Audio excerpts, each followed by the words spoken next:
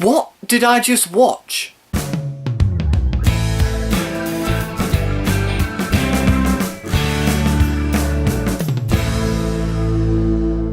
The Neon Demon. So the Neon Demon stars Ella or Ellie Fanning, Jena Malone, Bella Heathcote, Abby Lee Kershaw, Christina Hendricks, and Keanu Reeves. And is directed by the same guy who brought us Bronson, Only God Forgives, and Drive. And in this movie, Ella Fanning plays a very young model who's just starting out in the business, and when she is immediately recognised by all these agencies and photographers and fashion designers, all the previous supermodels are starting to get annoyed that she's been chosen over them. And the fact that she's a natural beauty just annoys them more. That she has had no work done at all on her body, whereas everyone else has, and that just makes them jealous. They want to be just like her. They want to get all the attention that she is getting, and that leads these supermodels down a very dark path. And to be honest, I don't really know where to start with this movie because it's a one-of-a-kind movie. As we've seen with Drive and Only God Forgives, this director can create visually stunning movies. His movies are just beautiful to look at, and again, the cinematography for this movie is gorgeous. He knows how to use the camera angles, the lights, the sounds, everything in his production to his advantage. Even the score is very hypnotic at times. Nothing you'll go away to remember, you won't want to listen to it back again, but it definitely sticks with you after the movie's ended. The cast all give good performances. There are some weaker performances as well as stronger ones. I really liked Ella Fanning's character. She plays the main young model that's coming onto the scene, and you can tell although she's this nice, calm, beautiful girl, she knows that she's beautiful, and you can see that there is something dark inside of her. You don't want to admit it, but as soon as I saw her, I knew there was something off about her, and she did give a good performance in this movie. The other two models in this movie I thought were fine. They weren't outstanding, but they did give good performances. And Keanu Reeves is in this movie. I knew he was in the movie, but I didn't know how big his role was. And granted, it's not a huge role, but he does play a very creepy bastard in this movie. I mean, if you've seen Keanu Reeves in action movies where he's always played the action hero, then you'll see a complete turnaround for him in this movie. He plays a completely different role to the roles he's more known for in the past. And was he good in the movie?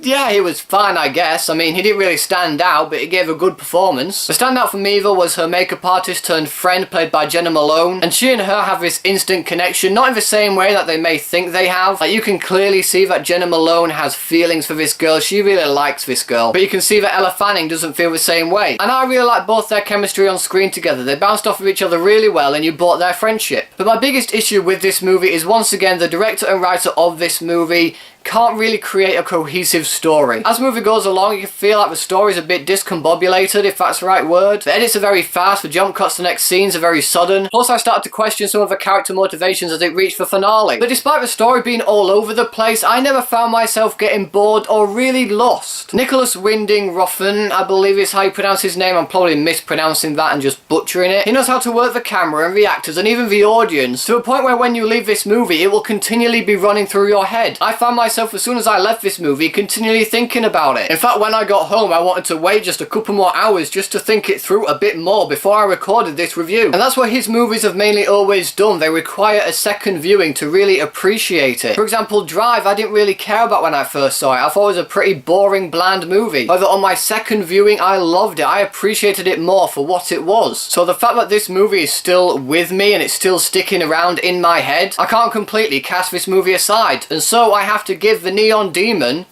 3 stars.